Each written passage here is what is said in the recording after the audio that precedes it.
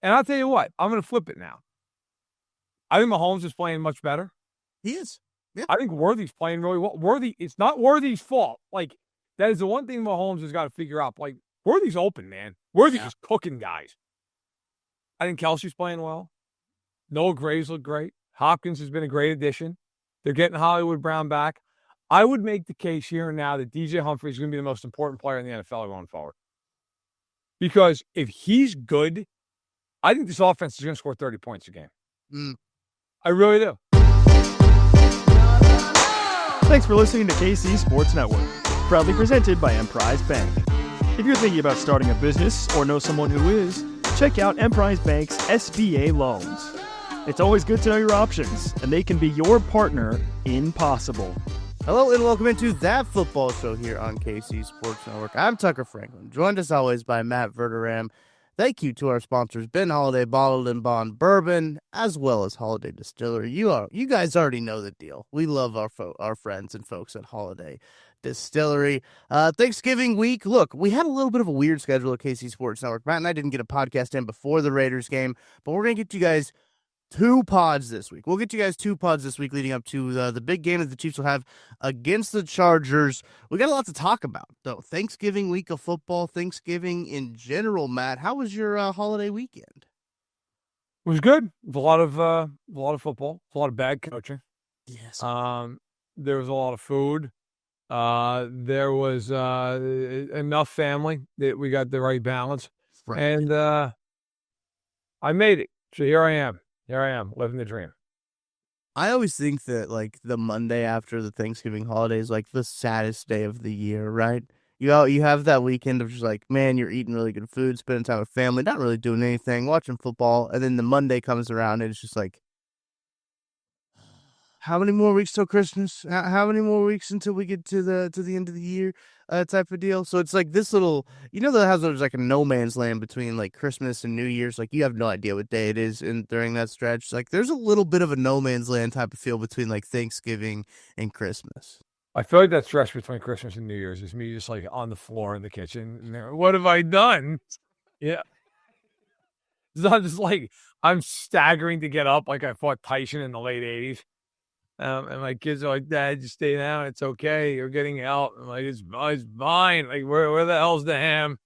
I feel like that is my life for like a week. And then like everybody's like, Happy New Year, January 1st. And I'm always sitting there like, is it? I don't know. I'm not a big like New Year's Day guy. I enjoy like the last week of the year more than any other week of the entire year. So for me, like New Year comes around and I'm like, great.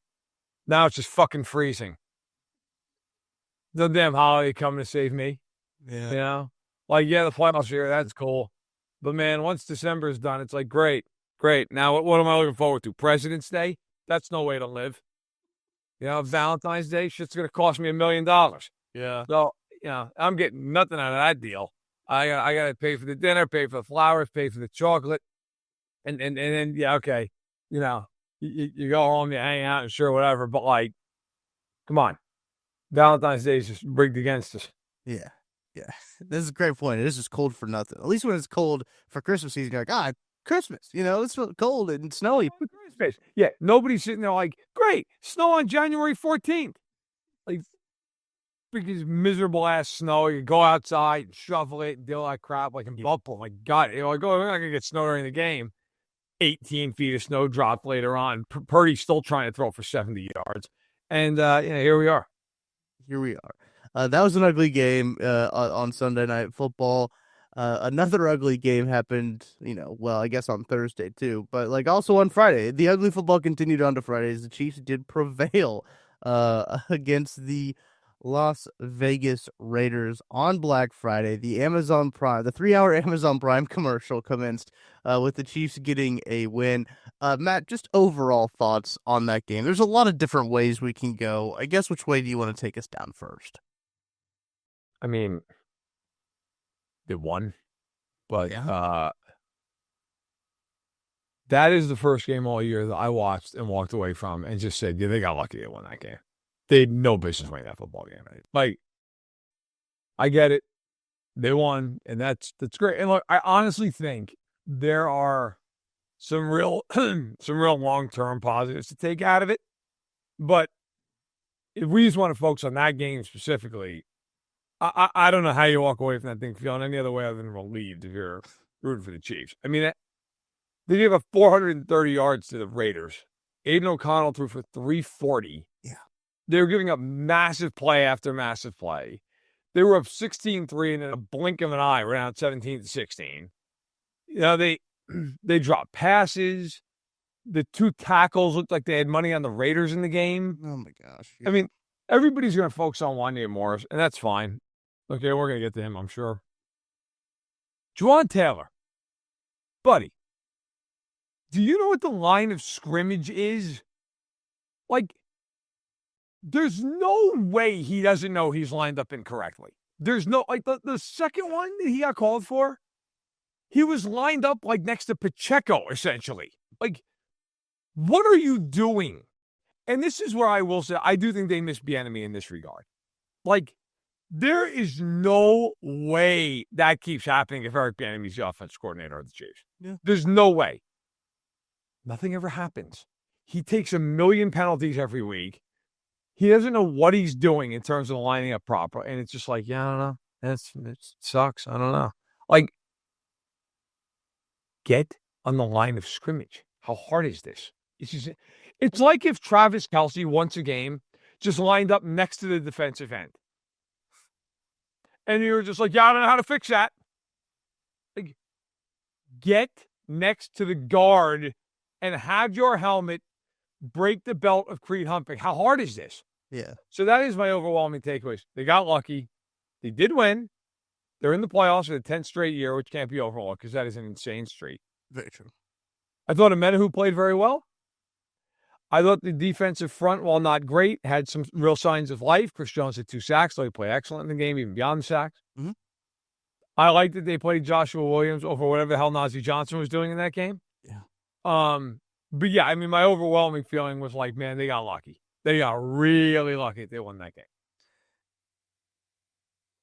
I want to start there with that call because they were lucky, but it was the right call. I think some people were saying, I saw some people online obviously wanted to say like, hey, well, the Chiefs get bailed out by the refs again. Yeah, they did get bailed out, but the Raiders messed it up. Like the Raiders messed up. That was a live ball foul. That wide receiver was not set, which then in turn makes it a Listen, illegal shift.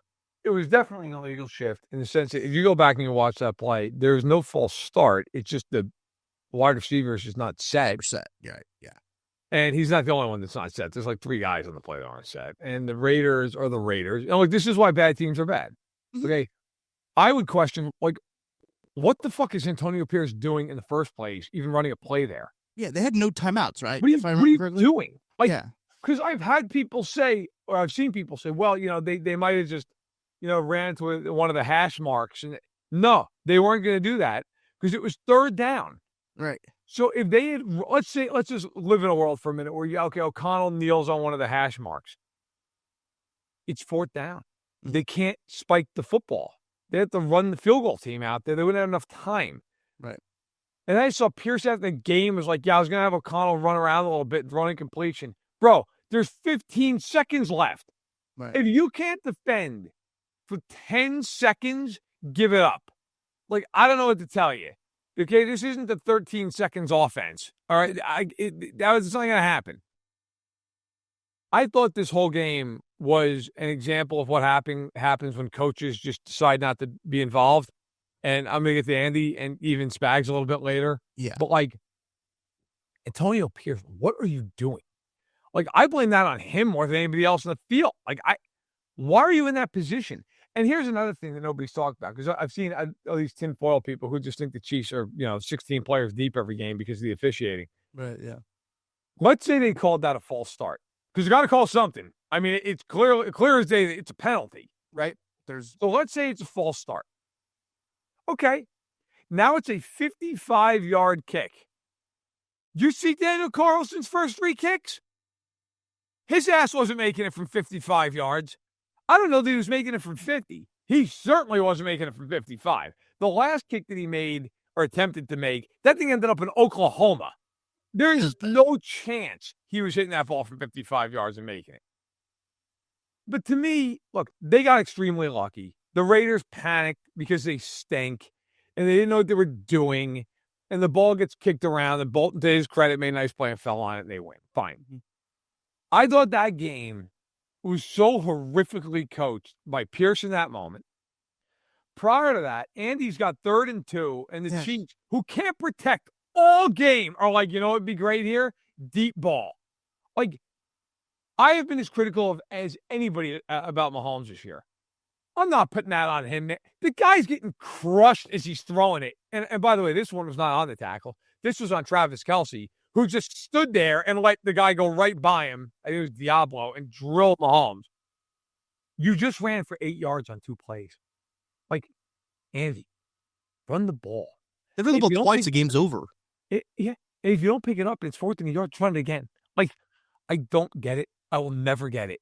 And he did the same thing earlier in the game. They were up 13-3 in the 3rd quarter, and they had 3rd and 3 at the 17-yard line, and they threw some dinky little pass that was incomplete and kicked the field goal. And I am usually a conservative guy with a lot of that kind of stuff. Look, man, run it twice if you have to, because if you score a touchdown there, the game's over. It's 20-3. The Raiders are cooked at that point. They're ready to go home. The game's done. Instead, the Chiefs kick another field goal, and the Raiders return the damn thing 70 yards on the ensuing kickoff. The game goes to hell after that. Like, I just, there are times in the game where you have to have a feel for what's going on. I don't understand what the hell Andy was doing. And by the way, I went back and looked. The Chiefs had 34 plays in the second half, excluding Mahomes was nailed down to end it. They called 6 runs on 34 plays. And with a significant lead too. Of their first 28 plays in the second half, they ran 3 times. I mean, what are you doing? Just run it. My God, like this is the dumbest take I have every year, but it is the take I firmly believe. It is not fun to run the ball, and Andy Reid wants to have fun. I know that is so stupid. I get it. I know anybody in the locker room, you're a dope. I get it. I always feel like that during games when he does stuff like that. It's like the first 4 runs didn't go anywhere, and that's all the permission he needs to just be like, I'm never running again. We're going to throw, which, listen, is great if you're carving the other team up. Is not great if your quarterback is getting earholed every other down because Wanya Morris is hurt and can't play right now, and because Juwan Taylor thinks that the line of scrimmage is the equator. I don't know what to do with that. But I can tell you that running the ball occasionally probably would help. They had that one run Pacheco ran for, I think it was like 32, 33 yards. Mm-hmm. They ran 1 time in the next 24 plays after that.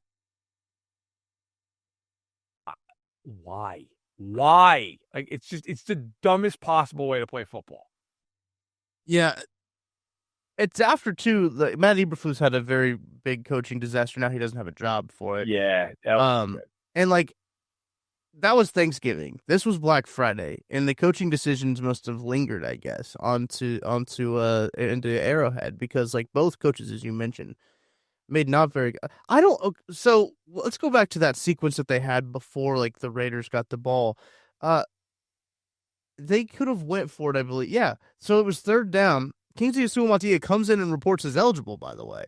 That was interesting after they had already moved Joe Thuney out there to left tackle. Then they called a timeout on 4th down to then punt the ball back to the Raiders. I don't know. I what you were talking about, I already made it clear. You run the ball twice there. You get the 1st down.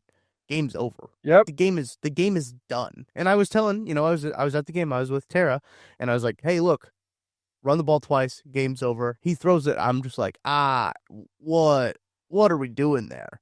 But look, I mean, if he hits Xavier Worthy there, which it seems like he's physically incapable of hitting Xavier Worthy on deep shots. I don't know what it is about Xavier Worthy, but he cannot connect with him. If he hits it there, I guess we're all celebrating, woohoo, deep shot. That's fun. But still, I don't know, man. That's I am so over their complete inability to just do obvious stuff. We have for years on end, they couldn't run a dive play. Right. They still refuse to run a quarterback sneak because, God forbid, Mahomes is apparently just going to go in there and get shattered. I don't know what's going to happen. Josh Uche played one snap. Yeah. Like, guys, this isn't rocket science. It's football. It doesn't have to be this complicated. Right. 3rd and 2, after you've run for 8 yards on 2 downs, I'd say just run the fucking thing and see what happens. Like, why does it have to be this, like, oh, this is a great time to take a shot? Like, no, it's not. And, like, normally I would be the guy who'd say, hey, you know what? He got open. It was a good play call. It's not a good play call, and you can't block anyone. You cannot block. And I don't know what Kelsey's doing. If anybody wants to pull up the all 22 of that, Kelsey's just standing there as Dalbo goes around him and just kills Mahomes. Like, I don't know if Kelsey didn't know the play was going on. Like, what the hell was happening with him? Hopkins played great in the game. They had one of the worst drops you'll ever see in your life. On a ball that Mahomes that was like a highlight waiting to happen. I am of very two distinct opposite minds with the Chiefs right now. One is they're 11-1. Don't worry about it. This team is what they always are. And we're going to do this the whole rest of the regular season. They're going to annoy the hell out of everybody. And then they're going to get into the playoffs. And they're going to absolutely beat the hell out of Houston or somebody like them. You know? And then the Bills are going to come in for the AFC title game. We're going to hear all about how great the Bills are. And there's no way they can beat the Bills. And here come the Bills. And oh my God, the Bills. And Josh Allen. And did you know Josh Allen's great? And he's the MVP. And then the Chiefs are going to hold them to like 12 points. Like, I feel like that's just like that's coming because that's just who they've been forever. Yeah. Like, that's just what they'll do. And Mahomes will go nuclear in that game. And he'll throw for like 380 and 4 touchdowns. And then there's the other part of me that's like, I don't know that this team's going to hold on to the 1 seed. And I could see them losing like Denver in the wild card round because it just can't function. I don't know. I kind of lean more toward the first one, that's just what they've been for years. And that's just probably what they'll be. But that Raiders game was, how the hell do you give up 430 yards to that team?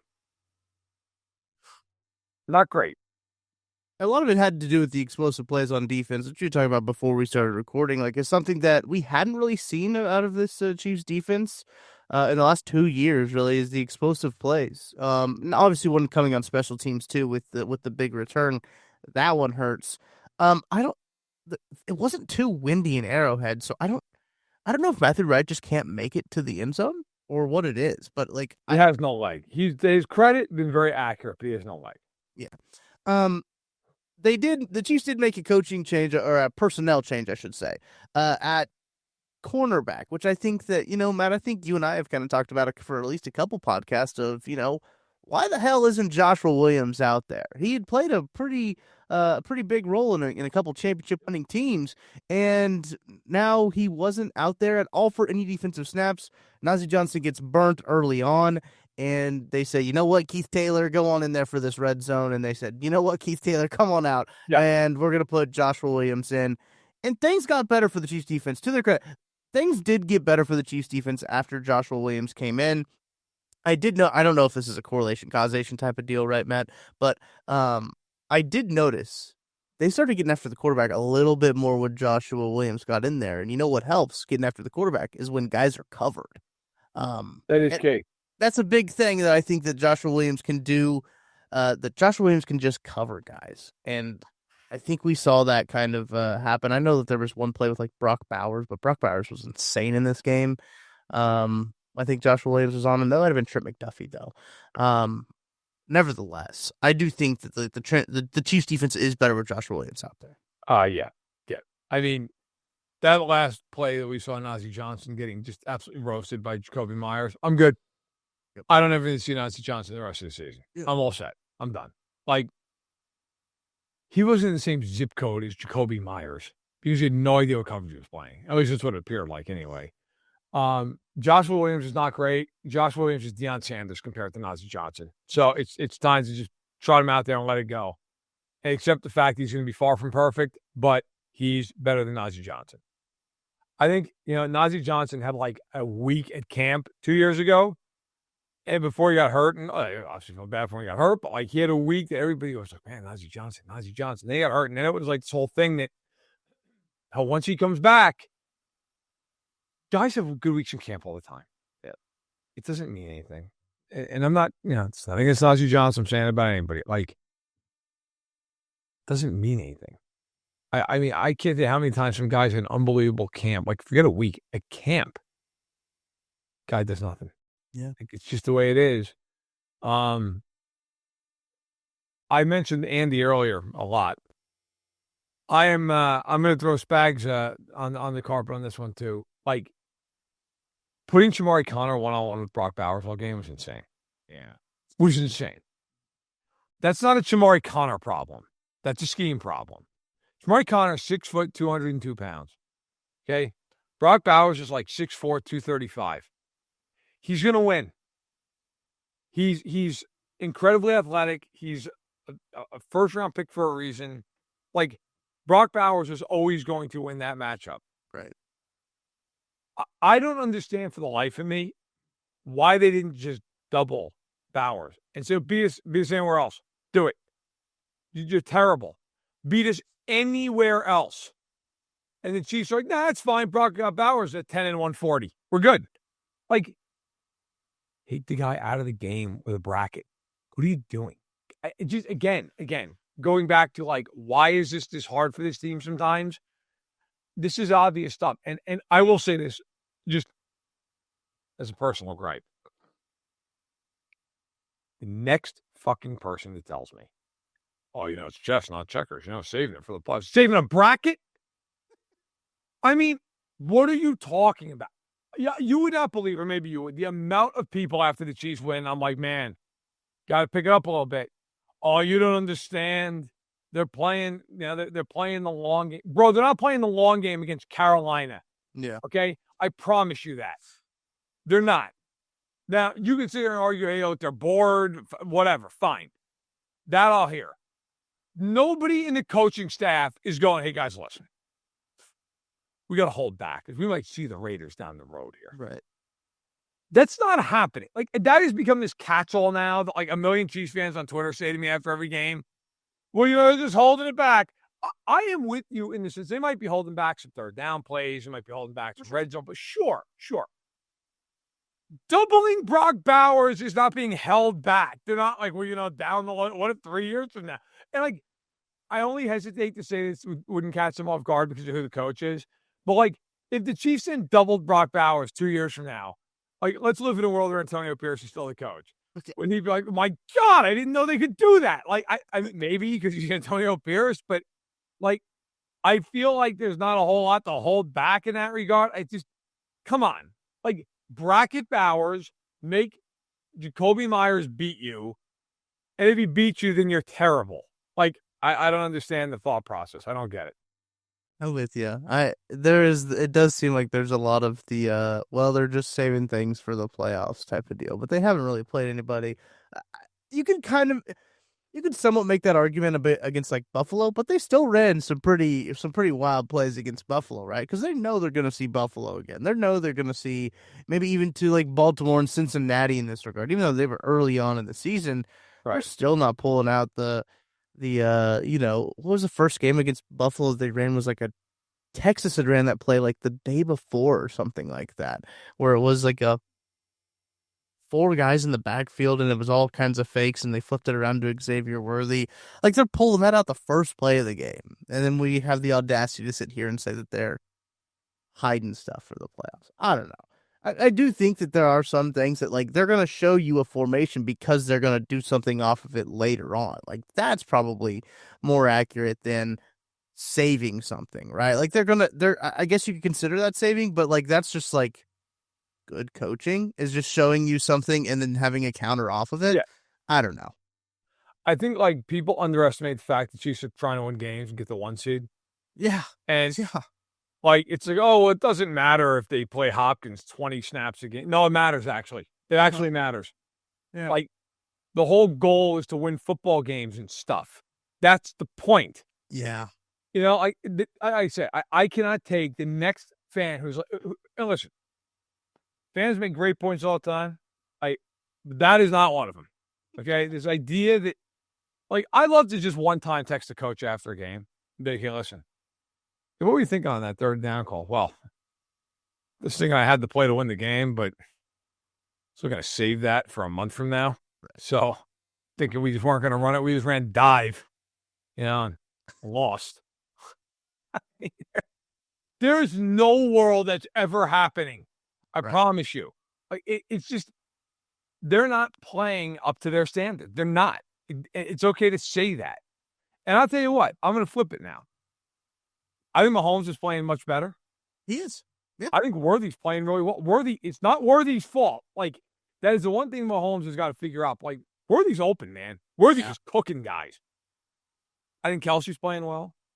Noah Gray's looked great. Hopkins has been a great addition. They're getting Hollywood Brown back. I would make the case here and now that DJ Humphrey is going to be the most important player in the NFL going forward. Because if he's good, I think this offense is going to score 30 points a game. I really do. I think they're ready to explode, but they haven't been able to because Wanya Morris is over there doing the two-step and just getting Mahomes killed by Le'Veon Chason, who looked like Reggie White in that game because the Chiefs just couldn't even touch him. I really think the Chiefs' offense is ready to explode, but they need a left tackle. And Humphreys might be the difference between going home in the divisional round and winning the Super Bowl. And defensively, they had 3 sacks. Like Jones played like he was, Chris Jones. Joshua Williams was an upgrade. I would sit here and tell you that I think that they have the answers to a lot of this stuff. I didn't mention I don't think Hollywood Brown will be back here in 3 weeks or so. Like, there's a lot that I actually think really benefits them. And I will also tell you, we're going to get into a next show for the Chargers game. Mm-hmm. I can't remember a game where I have absolutely no idea what's going to happen. Yeah. You could tell me they lose, I'd believe it. You could tell me they win by a field goal, I'd believe it. You could tell me that this is a game where like DJ Humphreys plays and like all of a sudden they win like 35-10, and I'd be like, yeah, maybe. I don't know. Anything's possible in this game. Harbaugh is going to be screaming. Mm-hmm.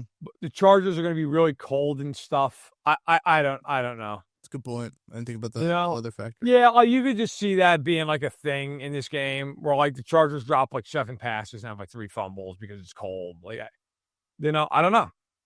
But I think there's a lot of stuff that's actually really positive for the Chiefs right now, but it kind of got obscured by how bad they looked. Yes. For stretches of that game against the Raiders. Chiefs 4-point favorites, by the way, in that game at home. Interesting line there. Last thing. Yeah. So it's moved in the Chiefs' favor then. Last thing before we fully move on to we got some teams we want to put to rest. We're going to talk about the rest of the NFL slate that happened on Sunday and obviously Thanksgiving and all the football that's happened kind of over the past week. I'm looking at the snap counts here, man. I'm sure you've seen them. You mentioned the Joshua Uche one, which is insane that he only had 1 snap. He was on the field for another snap, but Chris Jones jumped off sides. So then maybe almost 2. Yeah, yes. But I was actually really excited for the snap because I was looking down and I was like, who do they got out here? It was Chris Jones on the outside, Mike Dana on the inside, Josh Uche on the inside, and Charles Omenihu. And I was like, what are they doing here? I want to see how what kind of stunts are they running here? I wanted to see it, but Chris jumped off sides. I want the Chiefs to have a package where like Mike Pinnell's the Mike linebacker. And it is just chaos. It is just Mike Pinnell's lining them up, and then make like Derek Nottie on that same, make him like a slot corner. Yeah. And then we're going big nickel. I don't know. I don't really want to see that because that'd be a touchdown. But I think it would be entertaining as hell in the meantime. It would be blitz from the nickel blitz, but with Derek Nottie. I'll tell you, put that on tape. Make them study that one. Oh my God, Nottie's in big nickel. You know who would have honestly been great at that? Like genuinely, Colin Saunders. Yeah, because he's such a freak athletically. He is. He'd have been unbelievable doing that. Yeah. That would be. Look, I don't know in what world that works, but if you ever could do something like that and it worked.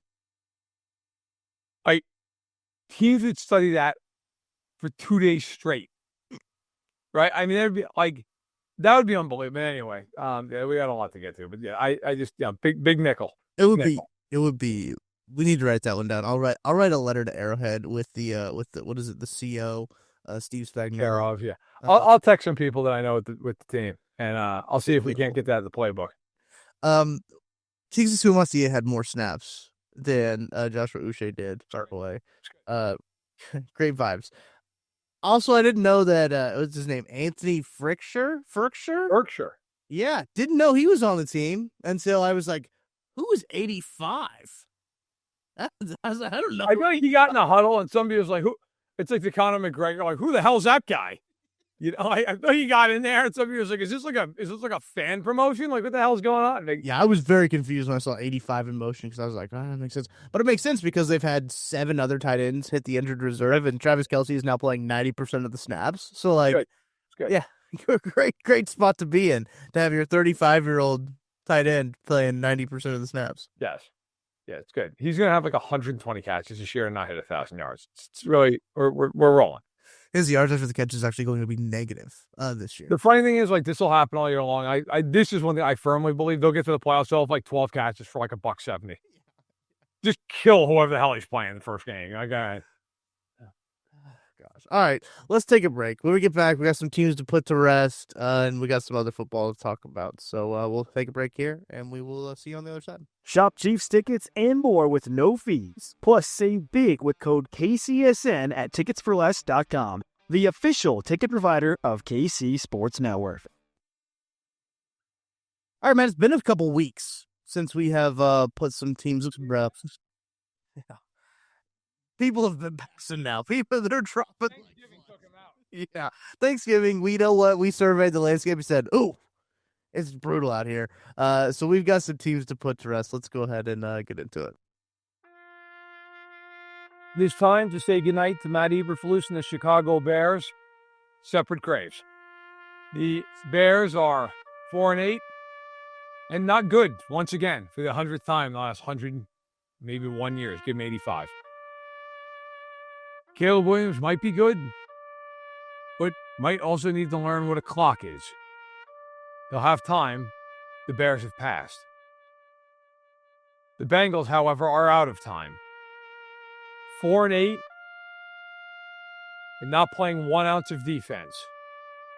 Joe Burrow might be the first quarterback ever to throw for 6,000 yards and win 4 games. The Bengals have made it happen. Pro tip for the Bengals: trade Jamar Chase. Make him your Tyreek Hill this offseason. May they rest in peace. New Orleans Saints. I don't know. They also need to lay down. Dennis Allen, also in a separate grave. Right. Maybe sealed in concrete so he can't come back and haunt them. Like a Chernobyl-style grave. The Saints are terrible and not good in any way, except for Marcus Valdes-Scantling, who has gone to a team that is dead, and yet he has risen. Do with that what you will. And finally, the San Francisco 49ers, who treated snow like it was radioactive on Sunday night. Fumbling, not throwing the ball well. Christian McCaffrey, unfortunately, goes down with what appears to be a season-ending injury. The 49ers, the classic example of why when you have a shot to win it all, you better do it. Now, ringless and in the ground.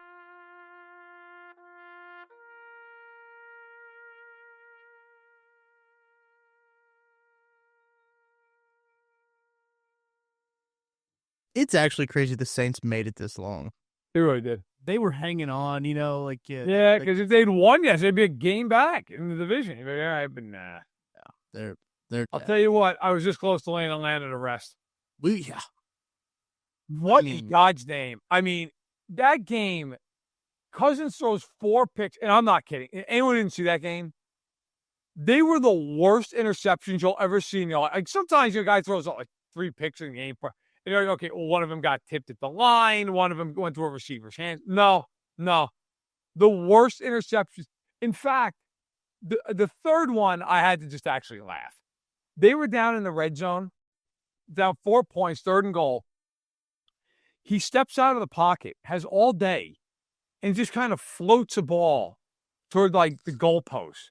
And I'm thinking, the way he threw that thing, there must be a guy so unbelievably open, it's not even funny. The camera shifts to where the ball's going to go. There are 4 Chargers and no Falcons standing there. I don't know what he was like. Was he trying to throw it out of bounds? Like I have no idea what he was doing. And then like he was like motioning afterwards, almost like somebody was supposed to be there. I'm like, great, so it was going to be 1-on-4. Like, what the hell was that? Oh, he's terrible. Didn't he throw 2 picks in the end zone? 1, and then he threw a pick 6. That's right. On a ball that, like, bad. before it left his hand, you were like, if you throw this, it's a pick 6. What are you doing? And he was like, no problem, got it, and just wailed it at the corner, and the guy runs 65 yards untouched for a touch. I mean, just nice game. Nice game. Also, I appreciate the Falcons. I know if you didn't watch this, you wouldn't even notice, of course. Every time it was like 3rd and yard, 3rd and 2, they just took Bijan Robinson out of the game. Great coaching. Great job. Raheem Morris, Coach of the Year. Every time I watch the Falcons, I'm reminded why Raheem Morris went a long time between head coaching jobs. Not great. Not like, buddy. You have Bijan Robinson. Yeah. I'm thinking maybe not like a wide receiver sweep to Ray McCloud. Like, I don't know. You need a foot. Like, how about just pounding it up inside? Like, again, making it more difficult than need be. Of course, nobody has anything on Matt Eberflus, who I think is still trying to figure out how to call a timeout. That was actually insane that he had a timeout. I know after the game he said that we wanted Caleb to throw a quick pass, a quick completion, then we were going to call a timeout. Buddy, you needed only a field goal. Yeah. Yeah. And I mean, I feel like they got a pretty decent kicker. Santos is a kicker, right? Yeah, it's a good kicker. But here's the thing about that. Okay, fine. I get it. You had the ball set up with 34 seconds left. Yeah. Listen, man. When you get to 20 seconds, you have to call a timeout. Mm-hmm. And then throw the short pass, and you've got enough time to run your field goal team out there, you're fine. Like, what are you doing?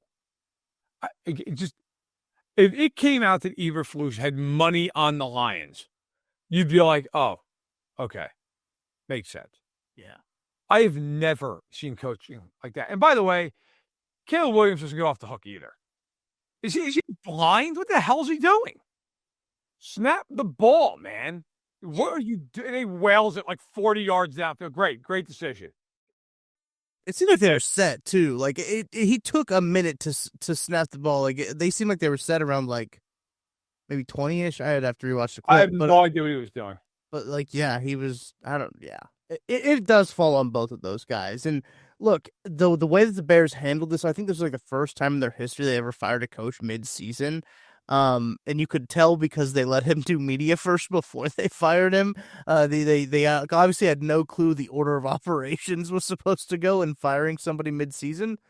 Nevertheless, I do think that they let him Eberflus, I should say, take the heat instead of Caleb Williams on that, which probably a right move if you're going to try to protect your number 1 overall pick quarterback. But yeah, you're right. He does deserve a share of the blame. He isn't Caleb Williams, deserves a share of the blame. Is what was going on there, because you've got to be aware of a running clock or spike it. I mean, I don't know. If you really want to save that one timeout, there's a lot of things that they could have done rather than just kind of watch it all tick down. Yes, it was a catastrophe. I've never seen clock management like that. And then the Thanksgiving Day festivities were not over yet because Drew Lock, who the worst ever witnessed, they got run back for a touchdown and not by his team. And then I don't know about you, I turned on Miami Green Bay, and the whole week I'm like, Green Bay's winning this game. There's no way Miami's winning this game. It's cold weather. NBC breaks into the game. And there's LaFleur standing there it's 50 degrees out with no hat on, just ready to coach the game. And then they showed Mike McDaniel. Mike McDaniel looked like he was about to go on an expedition in Antarctica. And I forget who that was. Melissa Stark, I want to give credit. I think she's the sideline reporter for them. I think so, yeah. That sounds right. I believe it was her. Report. They break in, and they're like, the Dolphins packed 3,500 pounds of cold weather gear for this game. I just immediately went and hung out with the rest of the family for an hour. This game's over. I don't even need to watch this game. The Dolphins are treating this like it's life or death. It's like 24 degrees out. It's okay. You're going to be cold and stuff. I don't know that the average person realizes, like, I've been down on the sidelines. Do you know how much heat they have down there?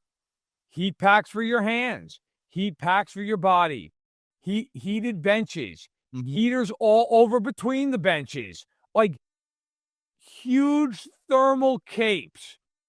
No one's dying in 24-degree weather, I promise you. And the Dolphins are like, no, we have to pack like somebody might actually die in this game. Yeah. And then I looked around the corner to the television, 24-3. I'm like, yeah, it's about right. Like, the Dolphins are just a tire fire in this game. Yeah.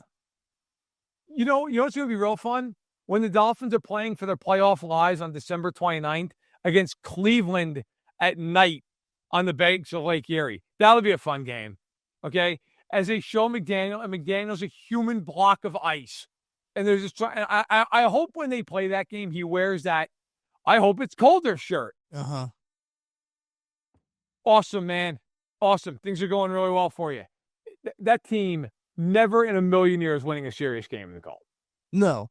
And I actually ran to my sportsbook of choice, and once I saw what the weather was supposed to be in Lambeau Field, and just put money on the Packers. That's a smart move. And I was just like, this team does not. This little team has won one game in like under 50-degree weather, and that's insane to think. Under 50 degrees, 50 degrees is still like, fairly warm. I think if it was 50 degrees right now, I'd probably be pop on a pair of shorts, hop outside real quick. But like, that is insane to me. Like they just are not able to play in weather that is not perfect, and that's not a good football team if you can't play in weather that is pristine. I just don't get it. Like, how are they not dead yet? Actually, by the way, well, they're 5-7. But the whole thing is so ridiculous. That team in weather, like, my God, get over it. Yeah. And it's like, by the way, not everybody on that team is from Miami. Like some of these guys, like Alec Ingold, grew up in Green Bay, or grew up in Wisconsin. Like, it's okay. What do you think? Like a motivational speech to deal with it? The coldest sporting event I ever played in my own personal life, it was New Year's Day. There's a tradition in New York that two hockey teams will play, high school teams play, on top of this place, Bear Mountain, which is a huge mountain range. It's right outside West Point in New York. Okay, yeah. And I can't remember what year, who the hell cares, junior year, our team was nominated to be one of the two teams. So we go up there, we play this game that you play on New Year's Day, and you play at the crack of dawn. Okay? So, like, I don't know what the hell time, 6. Yeah. We're outside warming up, and it's an outdoor rink. You're on top of a mountain, and the wind's going, and the rink is so old that part of the glass is actually like chicken wire. Like, it's like this traditional thing. Bro, I'm telling you, it's the only time in my life. I remember our coach had those like crackle hand warmers. Uh-huh. I was shoving those things in places I don't even want to talk about. It was so damn cold. I remember just sitting on the bench, and I was like, I'm going to die. Like, I was praying, like, please let it be my shift so I can get out there and move around for a minute. Right, yeah. And I remember there was this kid on the other team who I knew from house leagues years ago. This kid, Jimmy Colgan. I'm like, hey, man, it's fucking freezing. He's like, oh, my God. Like, this game just has to end. I had never seen two teams play so fast to try to get out. I mean, we won. We won 4-1. I do remember that. Like, we won the game. Nice. And in that arena, you want to call it that, whatever you want to do, that rink, they had a really nice locker room, but it was all glass. The whole damn thing is glass. And then there's like a separate room for because we had a couple girls on the team. There's a separate room, of course, for the girls. So all the guys, I'm like, we're all sitting there, and the whole damn thing is glass. Because they built this in like the 20s. Like, nobody thought about any game. I remember going in there, and I got down to like my undershirt, which of course is like soaking wet, and my whatever the hell I had, like my Under Armour pants. I told my dad, I'm like, I don't care. I'm not getting changed. Get the hell out of here. Yeah. And I think like I got changed like on the way down the mountain. I'm like throwing out the t-shirt and putting on a sweatshirt, and he was just laughing the entire time. I'm like, I love that rink. I've gone there a million times, taken dates there and stuff, gone skating. Every time I go there, I think of how damn cold I was. I feel like that's what the Dolphins are when it's 50 degrees outside. The Dolphins are just like, we're not even changing. Get on the bus. We're headed back for warmer weather. It's like, okay. Gotta get out of there. Looking back at teams we've put to rest, we just did obviously Chicago, Cincinnati, New Orleans, San Francisco. San Francisco, sneaky team, but they are dead. They could not be more dead. No, they're dead. They're dead. Yeah. So they joined Cleveland, Las Vegas, Arizona, the Rams, the Patriots, the Broncos, the Panthers, the Titans, the Giants, the Cowboys as teams that are dead. Look, and mathematically, some of these teams may be alive, but these are teams that we said mathematically they still might be alive, but they're actually dead. Yeah, but they're actually dead. Don't let the numbers fool you. Numbers do lie sometimes. Don't let them lie to you this time. These teams are actually not good football teams. Also, Rams and the Cardinals. Yeah, they've somewhat risen, but we're not resurrecting them yet. They're not even in the playoffs right now. Right. So they stay dead. You know what else used to be dead, by the way, as we I know we're close to wrapping here. NBA Cup courts. Make it stop. Like, can you imagine somebody who's like on a hallucinogen who turns on the NBA Cup games? Yeah. And this is like, oh my God, like the court's moving. Like, what in God's name is all this shit? Just put like a little logo or something on the court. You know, like NBA Cup 2024 or whatever the hell. Like, can we please stop? Like every court now, like there's like, and then there's a city court, and then there's a retro court, and then you forgot to say Ronnie's before. Yeah, you have to say it because for sponsorship purposes. Yeah, no. So I first was like, "What the hell is this?" And then I've just kind of been like, you know what? It's the NBA Cup. Who cares? It's just what a just like. But that's even more. For the love of God, stop! Like, stop making it out like it's some thing, and like the whole court's got to look different. And it looks ridiculous. Stop doing it.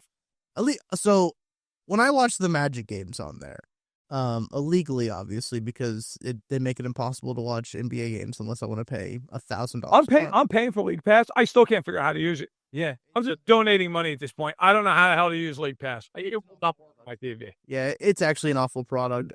The NFL actually is the only league that has figured out how to do like what does they call it? Sunday ticket? Is that what they call it? Sunday ticket, yeah. Yeah, they're the only league to figure that out because League Pass, we have tried to do it for the past couple of years, is just unusable. And so it's the thing they let lead to. Yeah. Awful product. I will say, hockey, I appreciate hockey gave up trying to make people pay for the product. And they're like, it's all on ESPN. Hockey's just like, listen, we know where our bread's buttered. All right? Just watch it, please. And you know what the funny thing is? Like, it's actually worked. Like, the ratings are really good, and so they're getting more advertising money. Here's the crazy thing people don't realize in this country. Hockey, better attended than NBA games.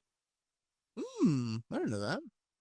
Hockey does better attendance-wise than the NBA does in the United States. Huh. People treat the NHL like, look, more people will tune into the NBA like casually. NHL fans, crazy. That's like, true. We'll watch. I always used to joke like the Florida Panthers just contract them. Like they were like the one team that could never sell out. Now they've won the Stanley Cup. Everybody's there. Yeah. It's insanity watching a game in that place. Like, it's great. It's great. But yeah, the NBA League Pass is terrible. And look, I am a Knicks fan, okay? Like the Knicks are good. So I'm not just here bagging on the league. You're a Magic fan for reasons I'm not quite sure. Why are you a Magic fan? Yeah, they're just a team that I picked because I know what I knew was a Magic fan. So I was like, I'm going to be a Magic fan from Kansas City, Missouri. So okay, yeah. Magic 15-7. They're playing good ball right now. They're playing good ball. They are 6 in a row. They undefeated at home. Knicks in the Magic will play this week, by the way, in the NBA Cup for all those who give a shit. We're both sitting here of top 4 teams in the East. Look, the NBA's got to fix its product. Okay, like NBA League Pass, this shit sucks. The courts, even worse. And then you got half these teams who I'm not sure even try to win games. Like the 76ers are the most hilarious example of this. What is happening? Like, I saw a story a week ago, and I know everyone. I know we're way off topic. It's fine. If you want to leave, we're ending the show. Like, look, the Sixers. There was a story by ESPN. I think Shams broke it. I don't know if he actually wrote it, but he broke it. Yeah. They had this big old team meeting, and it was Maxi's airing out Embiid, and then the players are telling Nurse that he's got to coach him harder. And then Nurse was like, well, you guys have to want to play and stuff, basically. I'm just paraphrasing. One of the wildest quotes I've ever seen, or not quotes, paragraphs. Just the players told the coach that they need to be coached harder. And the coaches told the players they want to have to play first. And this is the NBA where guys are making $1 million a week. Yeah. And half these teams load managed, don't even want to play, don't care. The Pelicans are 4-17, and Zion just wants to go to the Knicks. And it's I don't want Zion Williamson. I'm good, actually. I was really unsure about how the Karl Anthony Towns thing would play out. Guy's been unbelievable. Yeah. Great move. I'm all on board for it. Meanwhile, Minnesota's 9-10. Okay, so the Knicks coming out ahead on that trade so far.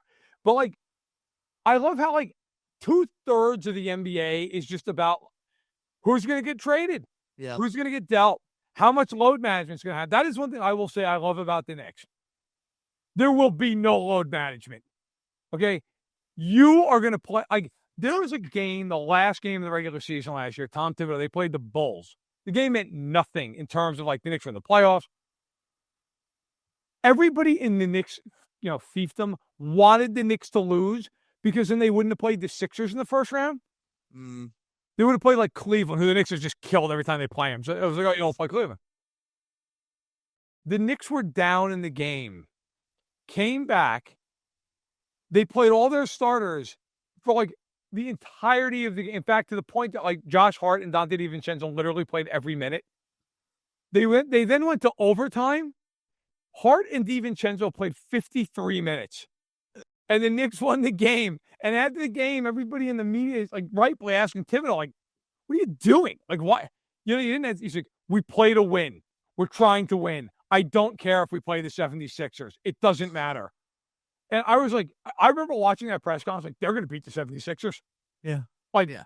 They have no fear of them at all. And then went out and promptly kicked their ass. And it was okay. All right. I would have loved for them to beat the Pacers just if they were healthy to play the Celtics. Yeah. The Celtics were better and probably would have beaten them. The Knicks would have turned that into a suplex match for 7 straight games. Oh, yeah. But in any event, whatever. I digress. Point is, NBA, fix your stuff. Get rid of your stupid NBA Cup court. It's ridiculous. Well, at least the Magic one is gray, so it doesn't look that bad, So it's just it's just a different color. I think there's some college courts out there that are great. Baylor might have a gray court. Yeah. When you're watching college ball out there, but yeah, I think that's gonna do it for this week's edition. Again, like I mentioned at the top of the show, we'll be back for another episode previewing Chiefs, Chargers, other games coming up on the slate. Look, the Bills play the Lions this week too. Rams. Yeah, again, another big game. Obviously, the Chiefs are going to be scoreboard watching for the Bills, and the Bills are going to be scoreboard watching for the Chiefs as we come down the stretch here of this NFL season to get the number 1 seed. Crazy to think we're already this deep into it. It is really flown by, but I think that's going to do it for this week's edition of That Football Show. We'll be back again on Thursday. Appreciate everyone listening to the podcast. Like and subscribe, be a friend, tell a friend. Oh, go check out the KCSN Raffle as well. Go to our social media page, KC Raffle. We've got that locked and loaded up for you. Go to givebutter.com/KCSN Soul to get your tickets, or you can just Venmo KC Sports Network on Venmo for your tickets as well. Go check us out there. Appreciate all of the support as we are getting close to the Christmas season, Christmas holiday. We'll have plenty more for you here on KC Sports Network. So for Matt Verderame, I'm Tucker Franklin. We'll talk to you guys next week.